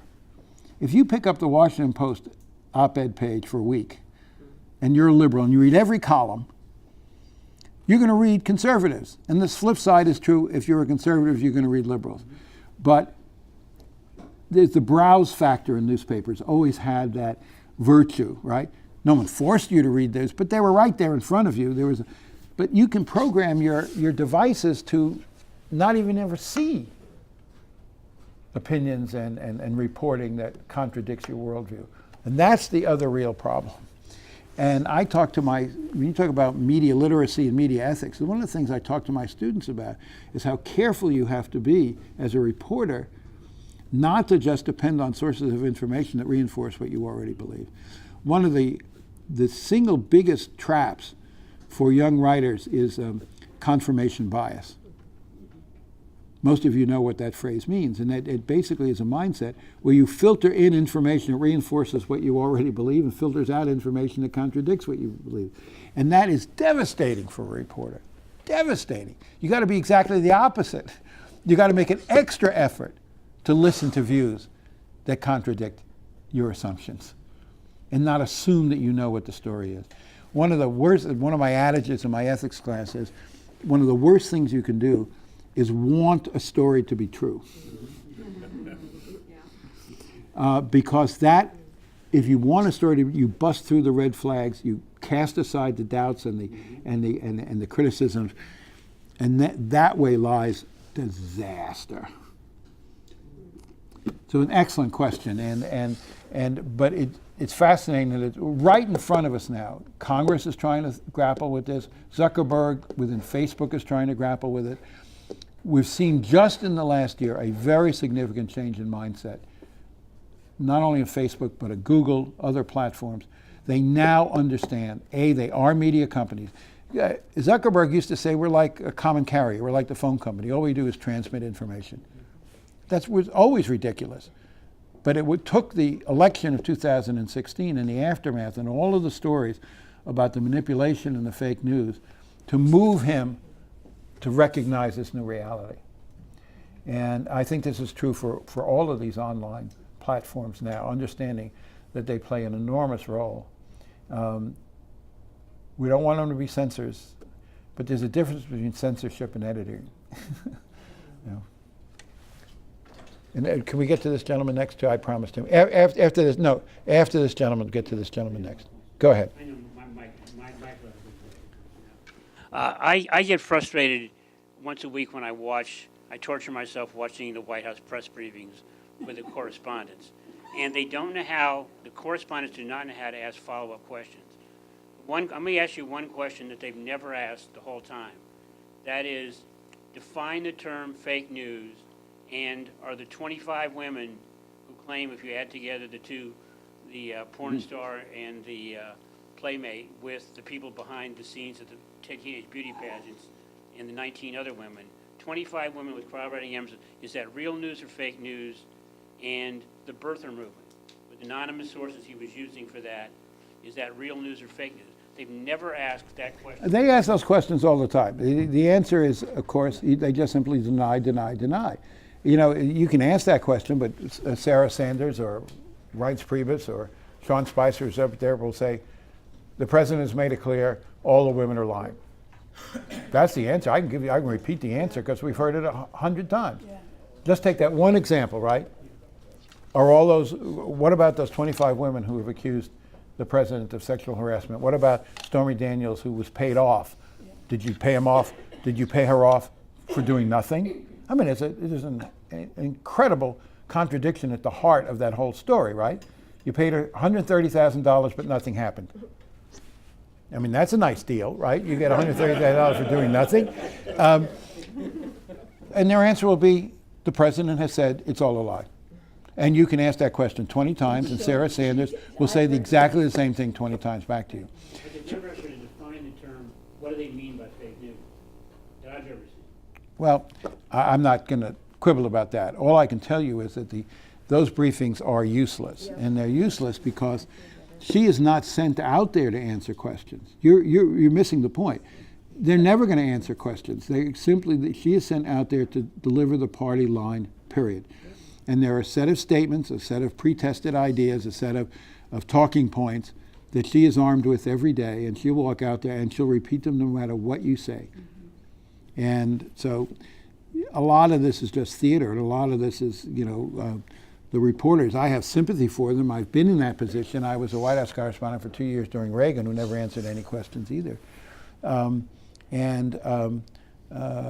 You just hit your head on the wall day after day after day, and one of the, and my dear friend Sam Donaldson, who was White House correspondent during Reagan, he performed a great service for the rest of the press corps because he was so dogged and so persistent that occasionally he could break through and get an answer, which there were many days when everybody based their reports on answers to questions Sam asked. I mean, but it takes a lot of persistence, and today they've remember something else. Okay, this is a good question because you got to remember it links to a lot of what I've been talking about. During the Reagan administration, on some level, Reagan and his people needed the press corps to be their transmission belt, to broadcast his views and his messages. So there was a certain small incentive to occasionally answer a question, occasionally give an interview, occasionally be candid, because they needed them. There's a basic assumption in Trump world that has changed, and they do not need the press corps. They don't need them for all the things I've been talking about. When you have your own network, right? And in fact, this is very interesting. In the early days, within a month or two of Trump becoming president and Spicer becoming the press secretary, because all of the controversy surrounding him and all the ridiculous things they sent him out to say, he came to GW. And my friend and colleague, the director of the school, Frank Sesno, some of you know from CNN, as the office right next to mine at the school, and he was questioning Spicer. And then there was going to be a panel of journalists who were then going to kind of respond to the interview. And there were 3 or 4 White House correspondents, Jim Acosta from CNN and others, arrayed sort of on the edge of the stage to talk once Spicer was done. Spicer points to the White House correspondents and says explicitly and vigorously, "We do not need you anymore." Basically, to hell with you. We can do whatever we want because there's nothing you can give us that we need. We have all of these other mechanisms, all of these other facilities, all of these other platforms that we can use to reach the public, and we don't need you.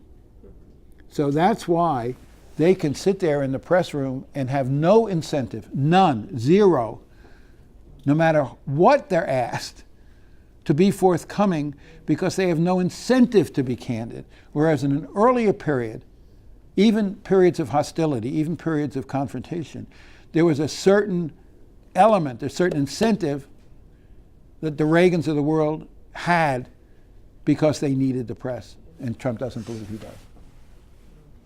This gentleman was next. Yes, sir. Yeah, you talked about the changing nature of the media and how Trump was able to take advantage of that. We've heard, you see in the news now talk about potential candidates like Oprah or Dwayne Johnson. Do you see the nature of presidential campaigns changing to the point where only a showman, a P.T. Barnum, can get elected to be president? And the danger is that you get somebody as good as Trump, but with less of the baggage and you're more focused on creating an autocracy. Sure, that's a danger. But as powerful as Trump is, and as important as he is, and as threatening as he is, you can argue that it would be hard to duplicate everything that helped elect Trump, because it wasn't just his showmanship that elected Trump. In answer to this gentleman in the back, remember I pointed out that he was benefiting enormously from a historic trend. He was benefiting enormously from the fact, in hindsight, we can now see the Democrats nominated a really poor candidate who turned out to be, in an odd way, even though Obama had been such a pioneer in so many ways, she never utilized social media in the ways that even her predecessor had. She ran a campaign, we've just gone through March Madness, right? She ran a campaign that was entirely freezing the ball. You know, we're up by 15 points at halftime, and we're not ever going to take a chance for the second half. You lose your momentum, you use your zip, you lose your energy, you lose the momentum. And it all shifted to Trump, and she was dead in the water.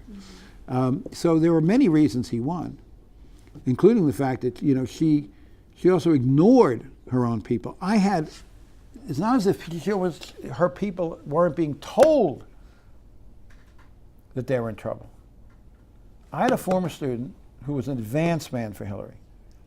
And he described, we talked to him after the election, he said, as we went around and created these events, planned these events for her, we noticed that the crowds were getting smaller as the campaign went on. And we had to book smaller and smaller venues to make them look full. And we told Brooklyn that this was happening. We told them that there was a problem. We told them that we were losing momentum, and they would not listen to us. They said, our numbers show we're going to win, which they did until 5 o'clock that afternoon, election day, right? So there are many, many factors that conspired to elect Donald Trump.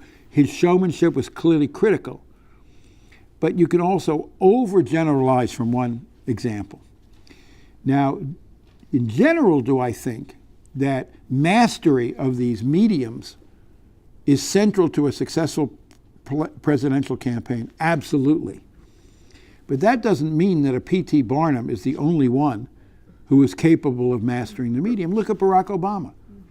I mean, Barack Obama was a marvelous campaigner and understood this medium very well, both television and, as I described in quite detail, the emerging social media as well. So it is the truth is that, yes, you cannot be elected president without mastering the mediums. But that doesn't mean only a Trump can do that. Does it raise the possibility of, I think, but there's also contradictory lessons here. There are some people who are going to say, let's nominate our Trump, whether it's Oprah or whoever, because that's the only way you can get elected. And a whole lot of people are saying, are you out of your mind? The lesson from Trump is we don't elect amateurs. So people can draw contradictory lessons from the same.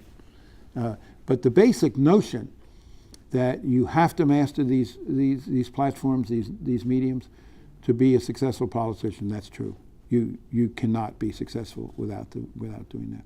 We have time for one more.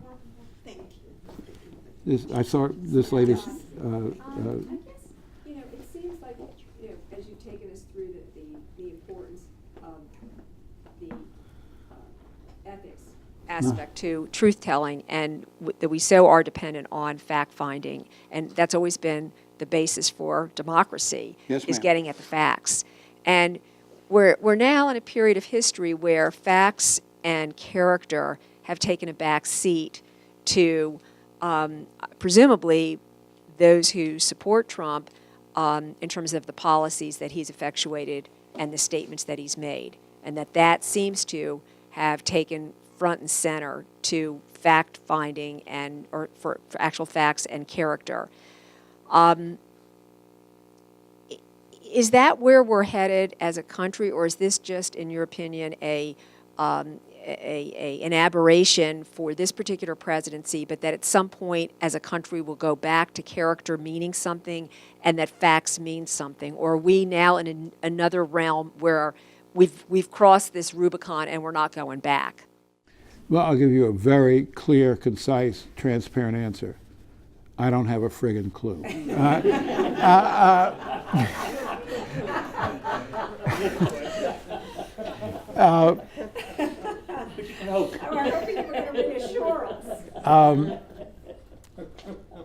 As I said to this gentleman, you can learn a lot from Trump, but you can overgeneralize too.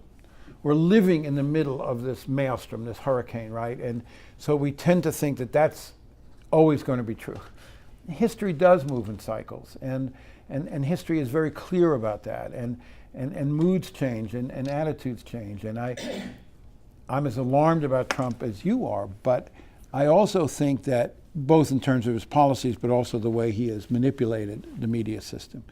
But I also think you're seeing some healthy pushback. I think you know everything I've been describing this morning, in terms of the way the press has dealt with Trump, the way the fact-checking systems have become more robust, the way that Facebook has understood its new responsibilities. These are all, in my view, hopeful signs of rebalancing the system toward one where veracity does matter more and facts do matter more. So I think you are seeing a significant pushback. You're seeing a significant reaction on the part of many institutions, including some within the government. I said earlier, just look at the intelligence systems, just to take, or the FBI to take one example. They're not going quietly, you know. I think one of the dangers is that's going to take a long time to repair, is that a lot of people whose lives have been devoted to this professionalism are leaving government service because they can't stand it. You look at the State Department, it's been hollowed out, not just because people are leaving voluntarily, but others are being driven out. I saw a figure flashed on the screen the other day when Pompeo was being interviewed, you know, on Capitol Hill, that there were 37 vacant ambassadorships today. I don't know how many ambassadors we had, but it could be more than about 150, 160, 37 of them are vacant. So that loss is going to be significant, and it's going to take time to rebuild the infrastructure. But I think there are healthy signs of pushback, healthy signs of rebalancing, and seeing the drawbacks to what has happened. But a lot of this, you know, Trump, as I try to say, he was elected for a dozen different reasons, and I think it's a cliche, I hate the phrase, but it was kind of a perfect storm of a lot of different factors that came together. You know, if you look at so many people who have been interviewed since the election, who voted for Trump simply because they couldn't abide Hillary Clinton. You got to remember, Hillary Clinton was actually not running for 1/3 term, she was running for 2/3 terms. She was running for Obama's 3rd term and Bill's 3rd term, which was a double whammy in terms of that historical trend I pointed out to the gentleman in the back, right? It's almost never happened. And she was trying to do it twice, in effect. So you can overgeneralize as to what he means for historic and permanent impact on politics, because there were so many factors that conspired to elect him. Having said that, I do think that there is a danger of repeating this because he's figured out a roadmap. And other people can follow this path. Without getting too sappy about this, however, it's a good note to end it on, though. And again, I'm not here to talk partisan politics. I'm here to analyze the situation for you. When the president tweeted the other day about the raid on his lawyers' offices, that this was an attack on America, he had it 100% wrong. That raid was a reflection of American values, not a contradiction of American values. That raid said no one is above the law. That raid said the president and his pals are subject to the same systems of an independent judiciary as everybody else. So, in that sense, I think there are ways of being encouraged that a system, whether it's, and I'm trying to go beyond, whether it's journalism, whether it's the judiciary system, think about how many federal judges have stood up to Trump in the course of the first year and a half, including ones who were appointed by Republicans. Why? Because they have an understanding that the American system is not just loyalty to an individual or a president. It's a loyalty to the system of checks and balances, the system of the rule of law, the system of independent processes that protect everybody. And journalism is part of that system. It's part of that system of accountability. It's like the federal judges. It's like the FBI. It's like that federal magistrate who approved the warrant to raid Cohn's apartment. If you think about the range of institutions that have held firm in the face of these threats, I actually think there is some cause for being optimistic. Thanks a lot.